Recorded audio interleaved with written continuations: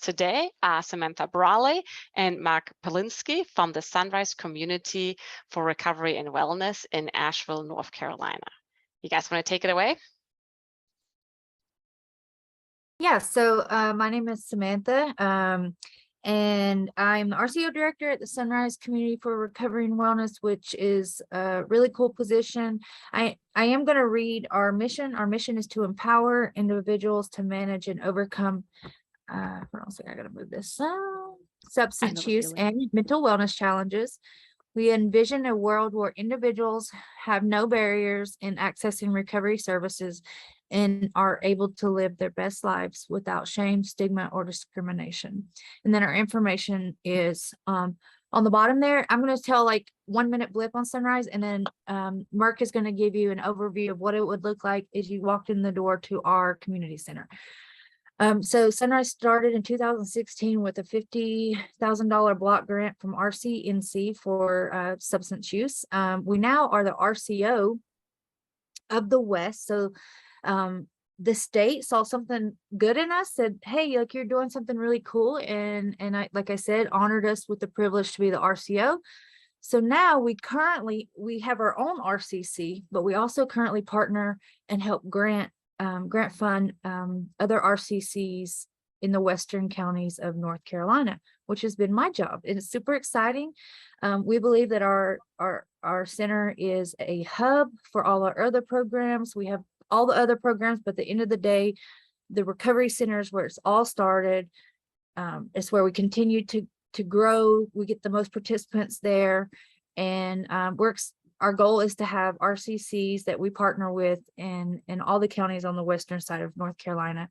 But I'm going to let Mert tell you about what it would look like if you walked into our center. Thank you. All right, thank you, Samantha. So my name is Mark Palinski, but I go by Merk, and I'm the RCC coordinator at Sunrise. And what it looks like when you walk through our doors, so a North Carolina certified peer support specialist will greet you at the door. And first and foremost, we're just gonna let the participant know that's coming in that they're welcome here. There's absolutely no judgment, and they can come here and utilize our space for anything that they want to, and no matter what condition they're in. And the first thing we want to do, we want to let them know that, and then we do have some safe space agreements. We don't have any kind of rules or anything, but it's like 4 or 5 simple things, and we came up with those from all of our staff members and the participants that come in. So it's just basic things, being respectful, being inclusive, and all those things. And most of the people that come in, they're looking to be connected with something, right? They need something. They need some form of recovery housing. They might just need somewhere to go. They might need connected to harm reduction supplies. They might need some support groups.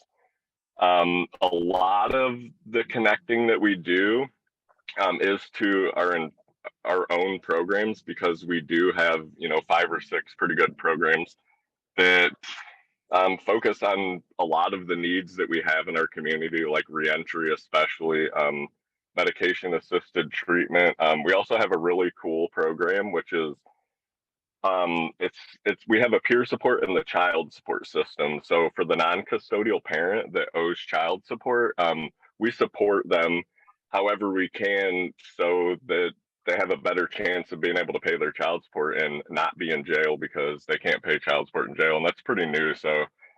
And we also partner with any organizations in our area that anybody might need. So it can look like anything. When somebody walks through the door, what they need connected with, there's no limitations on it, right? Because we can sit down with them and we'll figure it out with them. We're not gonna do it for them, but we'll sit down and we'll figure it out with them, and we'll find out what they need and support them in that. And I think that's endless, right? It changes every day, but I think mostly we see connections to medication, some form of housing. We have a lot of houseless folks in our community, and support groups. That's huge. So we really support all pathways to recovery. So that doesn't mean that we have a smart recovery meeting. That means if somebody comes in and maybe they have 27 years of abstinence-based recovery in a program, that's great, and we're going to support them. But maybe somebody else walks in right behind them or even with them, and they just want to stay alive today and they want to continue using the substance. We're going to treat them the exact same way. So we have all kinds of different support groups. They're not based on anything. You know, recovery is what people decide, right? So we have we have medication assisted recovery anonymous meetings. We have your typical AA and NA meetings. We have all recovery, which has been that's been amazing. Especially when so the word recovery, right? It has this idea around it. So sometimes when people come in, maybe somebody like me that's been in recovery for more than 10 years, 10 years ago, recovery was walking into a 12-step group, right? That's all the recovery there was, or you went into treatment and they come in and they're kind of confused about what we're doing because that's what they expect, because that word, it has that box around it. So the all recovery meetings, the format is so open and it's for anybody that's recovering from anything. And when people hear that, we don't have to explain anything to them. I had a guy come in a couple weeks ago and he's like, I don't get what's going on here. And I was like, man, if you could just listen to this for 5 minutes, maybe you'll get an understanding. And the next day he stopped me. He was like, oh, okay, I get it. He's like, I come from a different time and it's just different, but I think it's great. I think people can come in and we can support them to take over the whole world and change their whole life today, or they can just come in and they can just be there. And we do get a lot of people. I feel like by offering that opportunity of people of just a safe space where we're not going to judge them, and we don't care what they have going on outside of those doors. We don't care what they came from today and what kind of situation and where they live, and we just offer them that space. A lot of times I see that opens doors for people. Sometimes it doesn't take very long and all of a sudden, those people are watching everything that we do and they're listening to everything that we say. And by we, I mean everybody in our RCC. So they're paying attention and they hear things. And I think, personally, I think everybody wants to do better with their life, right? We all, especially when we're not in the best position, right? And then maybe we see somebody that we know, and a couple of weeks ago they were right with us, they were next to us in a bad position and in crisis, but then today we see them and they're doing better.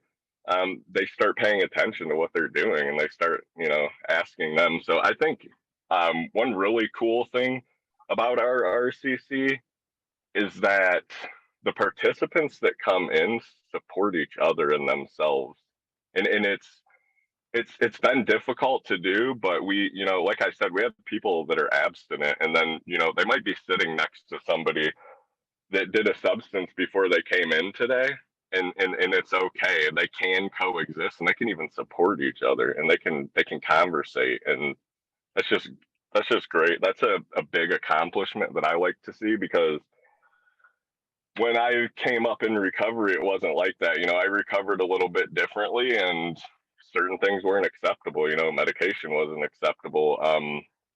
Trying to be safer today and just use less drugs wasn't very accepted. It was you either use substances or you don't, and there's no in between.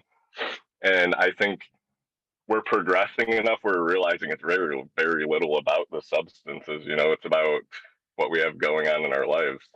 And I think giving the opportunity to people to see that and just give them a space to sit with themselves and feel supported. And we do offer also a lot of holistic services, which is great. Like we have Reiki every 2 weeks. We have Thai massage, and things like that are just great for people, especially when maybe they're in crisis, and you can offer them a service and they can go in a room with somebody for 25 minutes, and then they come out and all of a sudden, all the things that they need to accomplish aren't so hard, and maybe they see a little bit of light. So Yeah, that's Oh. pretty much all I got because I'll go on all day Yeah. because I love what I get to do every day and I love talking about it. So I'll end with that.